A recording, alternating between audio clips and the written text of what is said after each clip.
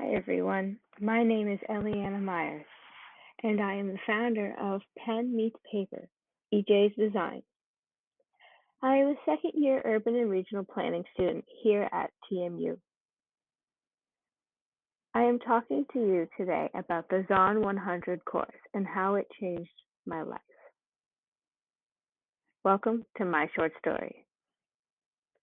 A little about me. I am a very creative person. I love creating things, especially during one of my favorite hobbies, embroidery. I love to travel and meet new people, and I love to eat food from all different cultures.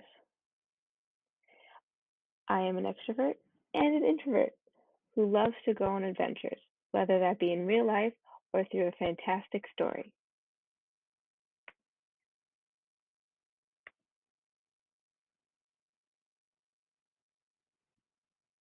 What is ZON 100?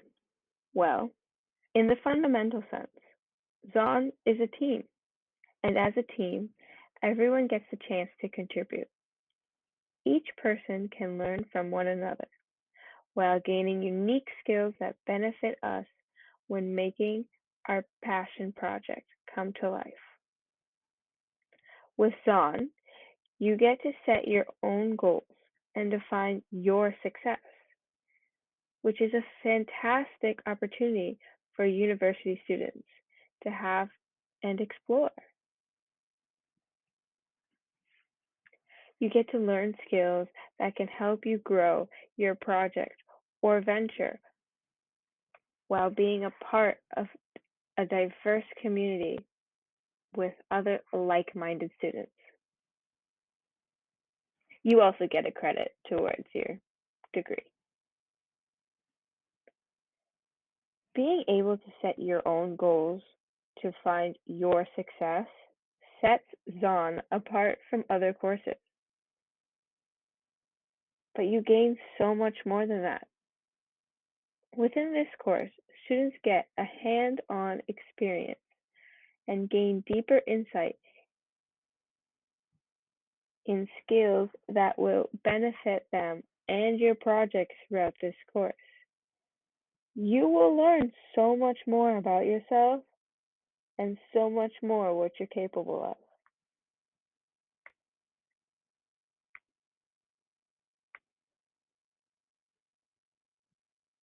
So, what is my project?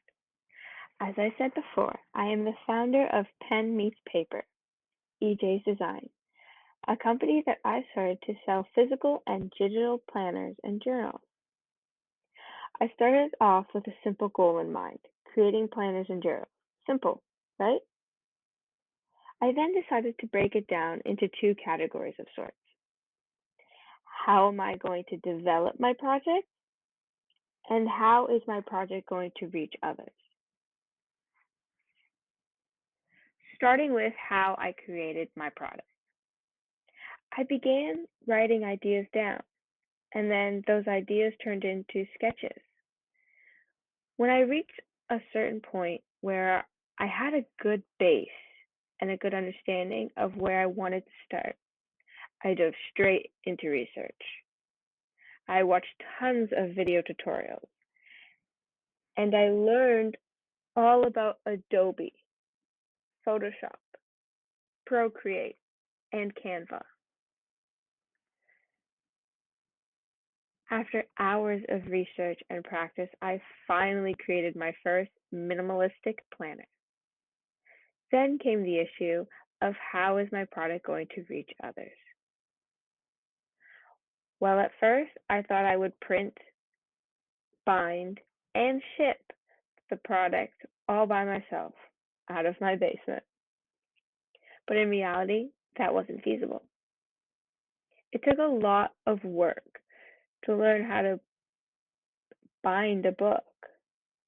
And then it became one of my most significant challenges during this course.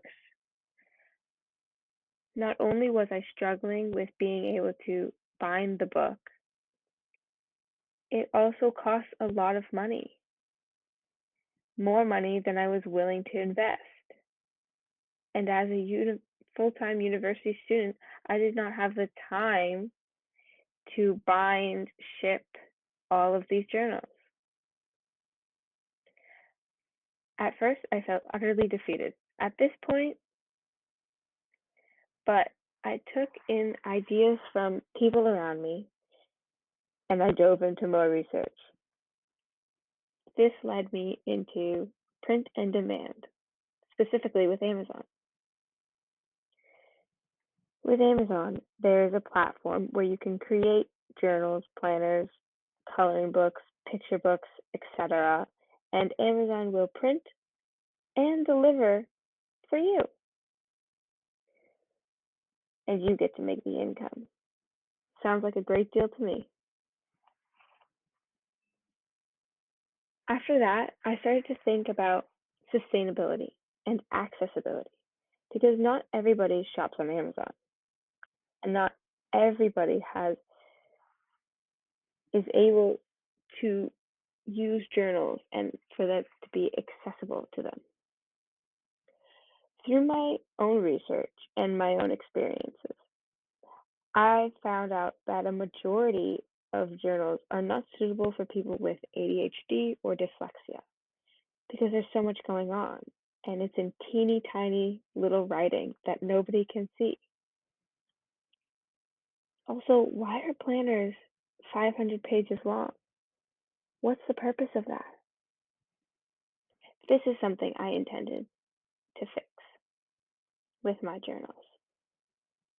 From an accessibility standpoint, all of my journals will be available in dyslexia-friendly fonts.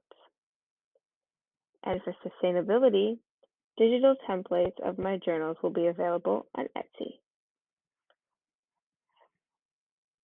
All this work, effort, and time have led me down a fantastic path when creating Pen Meets Paper, EJ's design. The future of my product or project is looking very bright. I will continue to work on my projects even after this course is done and even after I finish university. I hope to get a lot more planners and journals out for everybody to use. And who knows, maybe even coloring books. All I know is that I'm not done yet.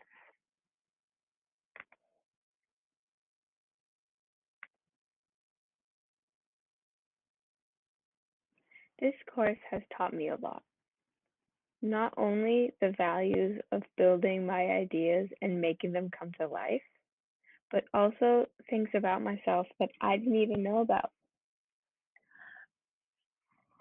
I learned that I'm good at problem solving and thinking outside the box. When I was faced with a problem with my project, I wanted to give up, but I didn't. I persevered and I kept trying and trying until I came up with a solution.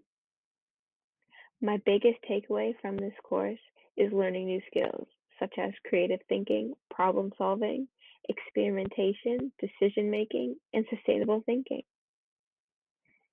These are all excellent skills that I will always consider for the future of my project. One piece of advice I would give myself is that even if something doesn't work out, it's not the end. It doesn't mean throwing in the towel. It just means you're stuck. And what do you do when you get stuck? You figure a way to get unstuck. And yeah, it sounds simple, but in a sense, it is. There are always going to be different ways, new ways to solve a problem. It's only the end when you say it's the end.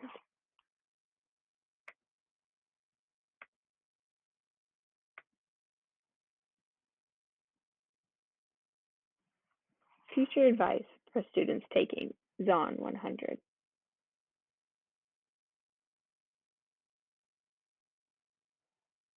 You must be thinking, now you've enrolled.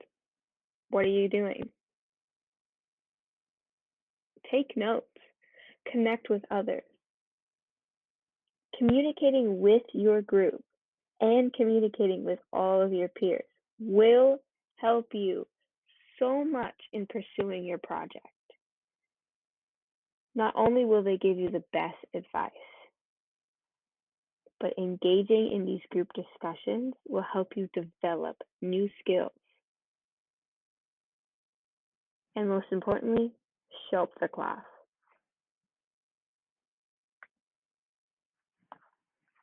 Thank you for listening. I hope you gave this I hope this gave you some insight into the course, and I hope you enjoy it as much as I have.